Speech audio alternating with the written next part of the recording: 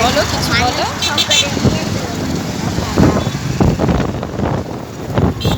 এটা খালি ফ্লাইওভার আমরা পার হচ্ছি এখান থেকে।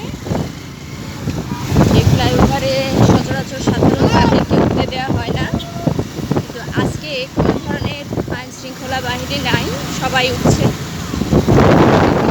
থেকে এসছি, আমরা দেখছি